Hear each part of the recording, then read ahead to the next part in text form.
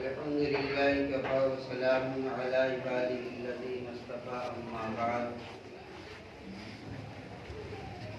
अऊज़ु बिल्लाहि मिनश शैतानिर रजीम। बिस्मिल्लाहिर रहमानिर रहीम। मसलुल लज़ीना युनफ़िक़ूना अमवालहुम फ़ी सबीलिल्लाहि कमसली हब्बतिन अनबतत सबअ सनाबिल फ़ी कुल्लि सुंबुलतिन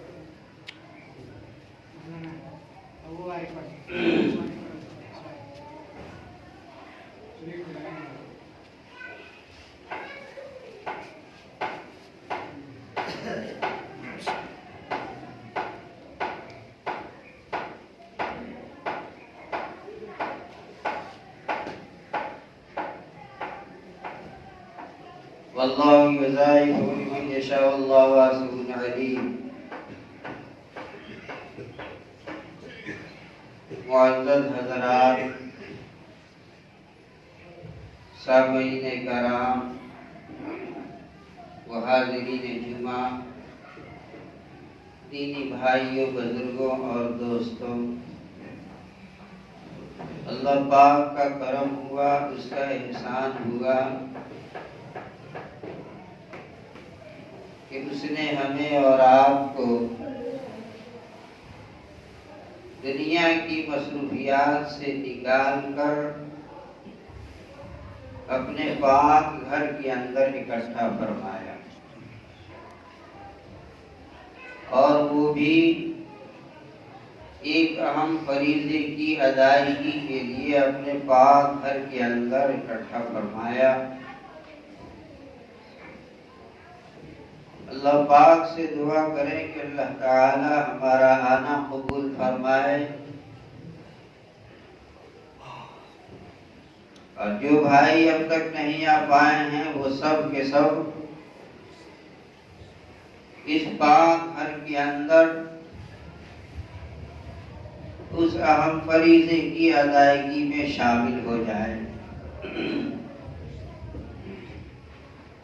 मैंने आप हज़रात के सामने कुरान मुक़द्दसा की एक छोटी सी आयत करीमा तिलावत किया। इसी आयत से मुताल्लिक़ ईमान यकीन की बातों को रखना चाहता हूँ।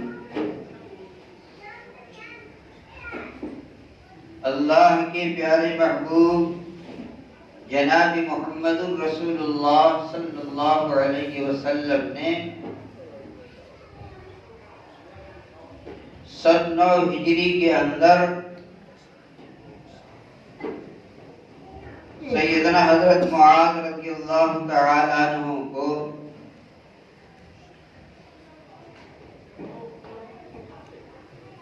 यमन का गवर्नर बनाकर भेजा,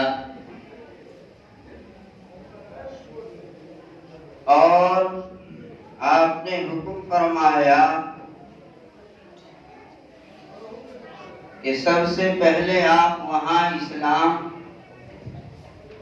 ईमान की तौहीद के बारे में लोगों को समझाना है, बताना है। अगर तौहीद के बारे में समझ गए तो उसके बाद उनको ये बताना है कि अब आप पर 5 वक्त की नमाज जो है फर्ज है। जब वो लोग इस बात को जान लें और मान लें तो उन्हें ये बताना है कि अल्लाह ताला ने आपके ऊपर, यानी जिनके पास माल है, मालों के ऊपर ज़कात फर्ज किया है, और ये माल दौलतमंदों से लेकर के उनके गरीबों के ऊपर खर्च की जाएगी।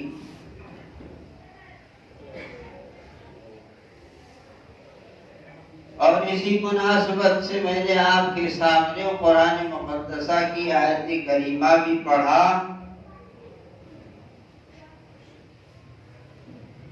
सैयदना हजरत ईसा अलैहिस्सलाम ने फरमाया है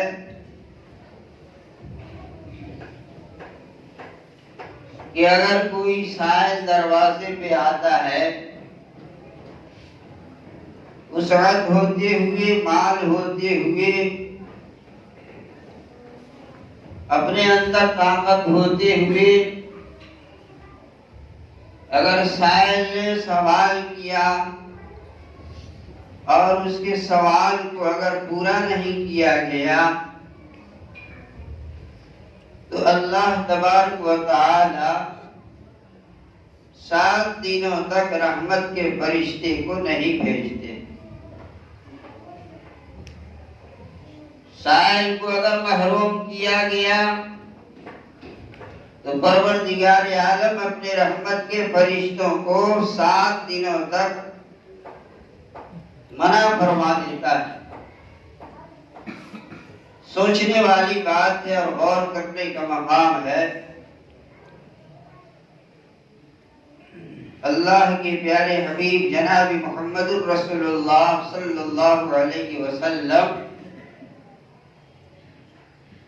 2 कामों को अपने हाथ से किया करते थे। एक तो ये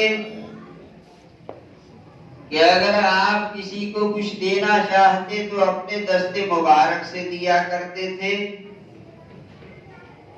और इशा की बाद सोने की जब बारी आती थी तो खुद आप अपने हाथ से पानी रख करके और तब आप सोया करते थे।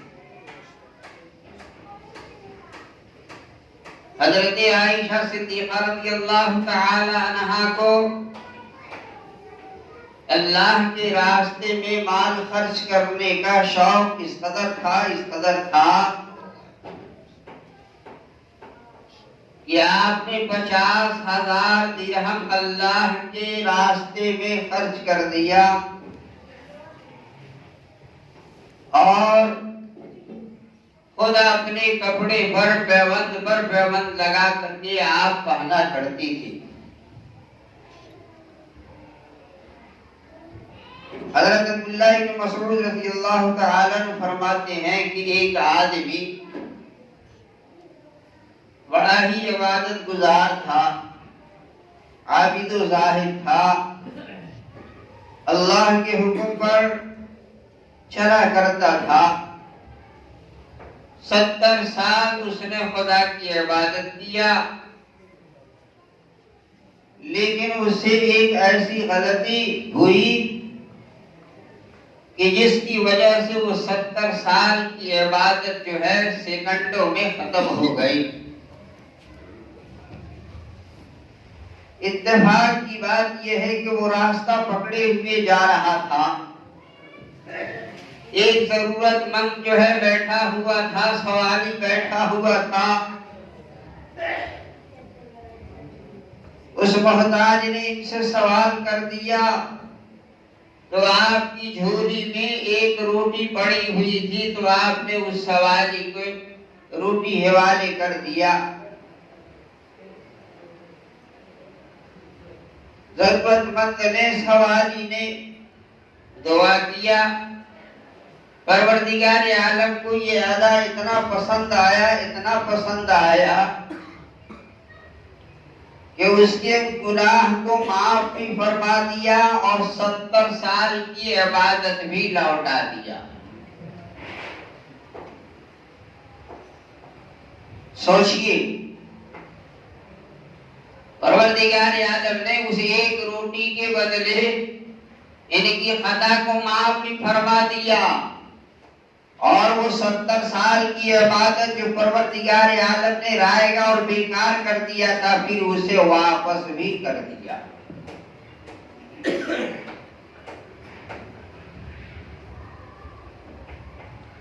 मेरे दीनी भाइयों, बुजुर्गों और दोस्तों, हम कलमा तय्यबा ला इलाहा इल्लल्लाह मुहम्मदुर रसूलुल्लाह के पढ़ने वाले हैं। सैयदना हजरत ईसा अलैहिस्सलाम का जमाना है। एक आदमी बड़ा बखील था, मलऊन के नाम से वो याद किया जाता था। बड़ा ही बखील था, उसकी शोहरत हो गई थी। एक मरतबे का वाक़या है, एक मुजाहिद जो है उस मालदार आदमी के पास गया। अल्लाह ताला ने सारी चीजों से उसे नवाज रखा था, बड़ा शौक कि चलते हैं उसके पास और उसे एक तलवार मांगेंगे, जिहाद फी सबीलिल्लाह के अंदर जाएंगे।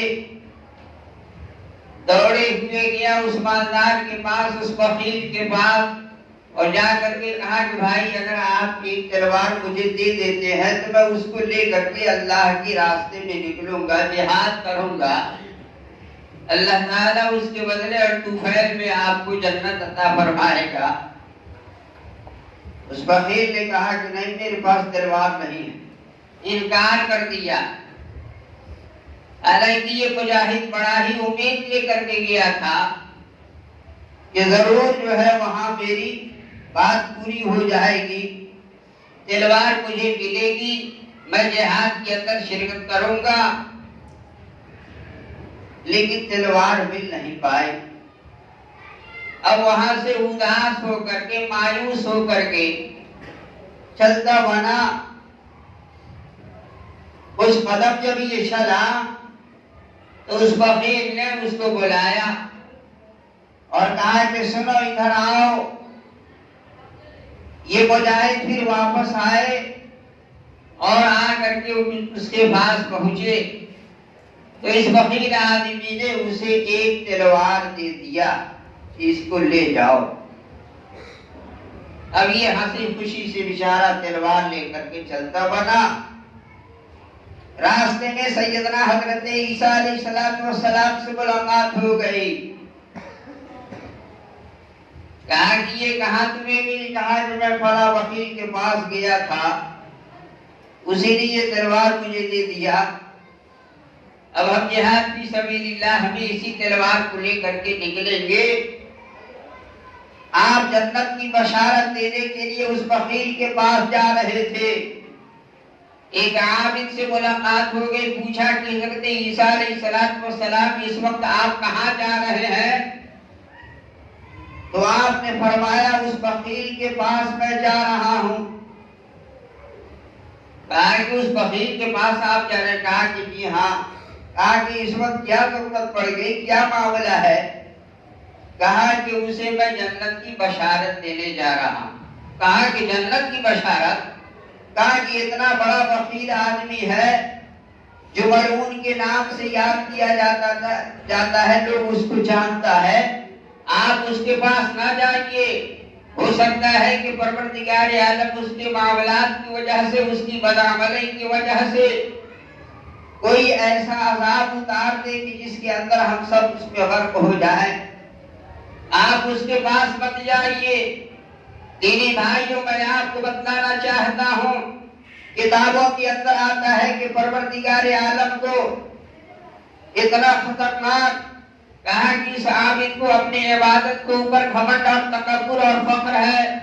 हजरत ईसा अलैहिस्सलाम को परवरदिगार आलम ने वही नाज़िल फरमाया और कहा कि ईसा, आप जो है उस वकील के बारे में जन्नत की बशारत दे दीजिए। और ये आबिद जो अपने इबादत के ऊपर घमंड करता है, फख्र करता है और तकब्बुर है इस बात की कि मैं अल्लाह की इबादत किया करता हूँ, परवरदिगार आलम उसे जहन्नम देगा और मुझे जन्नत देगा।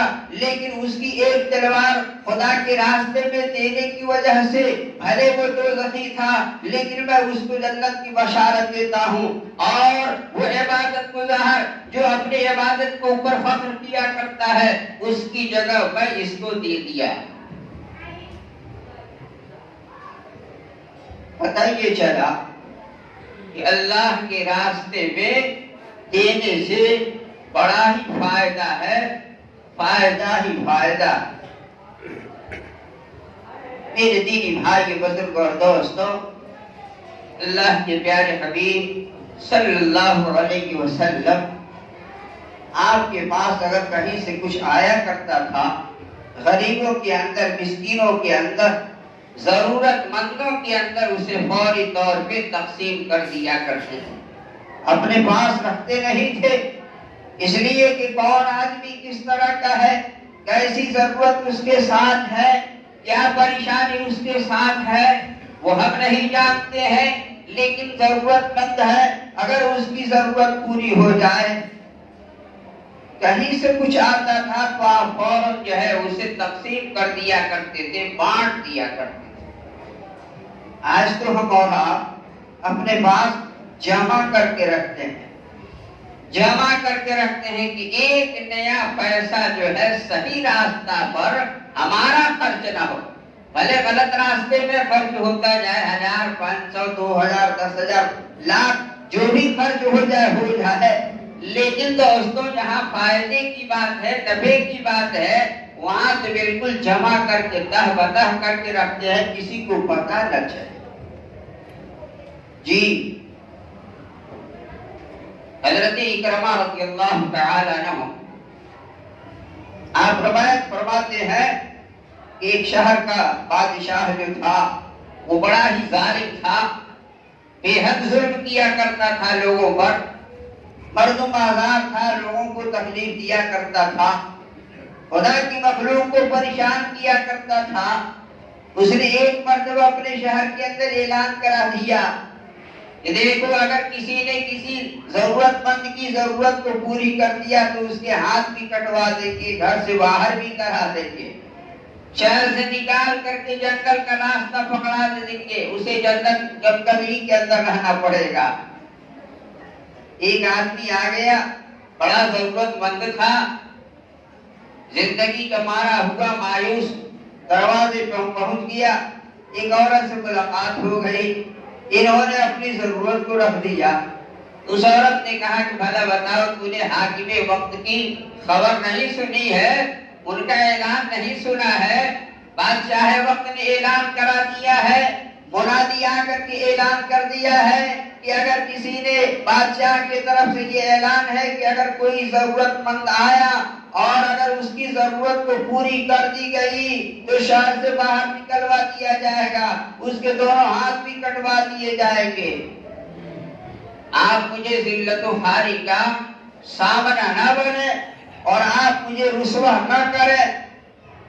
ये बेचारी औरत कहने के लिए तो कह दिया, लेकिन थोड़े ही देर में रहम आ गया, चूंकि बड़ा वो मायूस,